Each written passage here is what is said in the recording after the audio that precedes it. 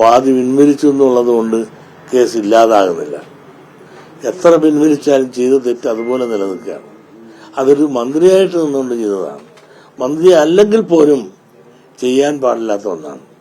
ഇതെല്ലാം പോലീസ് എസ്കോർട്ടുകളും ഈ ഭരണവും പുള്ളിയുടെ ഈ സംവിധാനങ്ങളെല്ലാം ഇന്ന് പുള്ളിയുടെ സ്വകാര്യമായ ഇതുപോലുള്ള ആവശ്യങ്ങൾക്കാണ് ഇപ്പോൾ ഉപയോഗിച്ചുകൊണ്ടിരിക്കുന്നത്. അല്ല, രാജ്യനന്മയ്ക്കല്ല. ഞാൻ ഇത്രയേ പറയുന്നുള്ളൂ. ഇനി കാര്യങ്ങളെല്ലാം നിങ്ങൾക്കറിയാം. രാജ്യമെല്ലാം കണ്ടുകൊണ്ടിരിക്കുന്നു. അതുപോലെ നിങ്ങളെല്ലാം കാണിച്ചുകൊണ്ടിരിക്കുന്നു. വളരെ സജീവമായി ഇദ്ദേഹത്തിന്റെ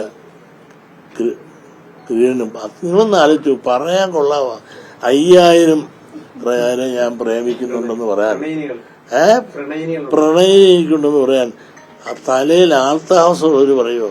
അല്ലാത്ത നമ്മളെല്ലാം അങ്ങനെ പ്രണയിക്കാത്ത നമ്മളെല്ലാം പൊട്ടന്മാരും ഷണ്ണന്മാരുമാണെന്നാ പറയണത്. ഇതൊരാൾക്ക് പറയാൻ കൊള്ളല്ല. ഇയാളെയൊക്കെ പിടിച്ച് ഊളം പറഞ്ഞയക്കേണ്ടതല്ലേ. ഞാൻ കൂടുതലൊന്നും പറയുന്നില്ല. നന്ദി, നമസ്കാരം. ഞാനൊന്നും പറയുന്നില്ല. മുഖ്യമന്ത്രി തീരുമാനിക്കട്ടെ.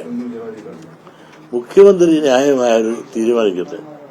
രാജി വേണമെന്ന് ഒന്നും ഞാൻ പറഞ്ഞില്ല. ഇപ്പൊ തന്നെ പത്തനാപുരം യൂണിയൻ തന്നെ NSSന്റെ അത് പിരിച്ചുവിടാൻ പോഴാണ്. പിരിച്ചുവിട്ടിട്ട് പിന്നെ സുകുമാരനാരുടെ കാലെ പിടിച്ചിട്ട് പിരിച്ചുവിടാതിരുന്നെന്ന് ഞാൻ അറിയുന്നത്.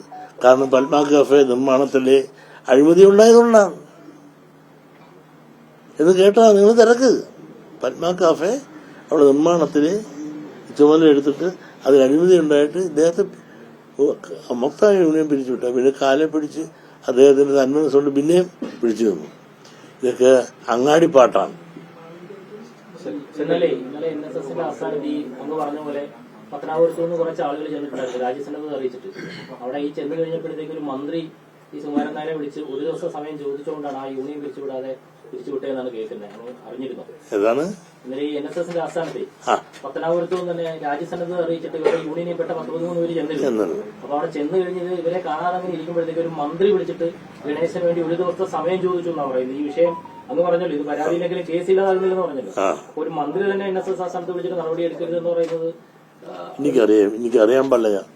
കേട്ടുകേഴ്വിയുടെ അടിസ്ഥാനത്തിൽ നിങ്ങൾ പറയുന്നെങ്കിൽ എനിക്കറിയാൻ പാടില്ലാത്ത കാര്യങ്ങളാണത്. ഏതായാലും പിരിച്ചുവിടാൻ പോയതാണ്.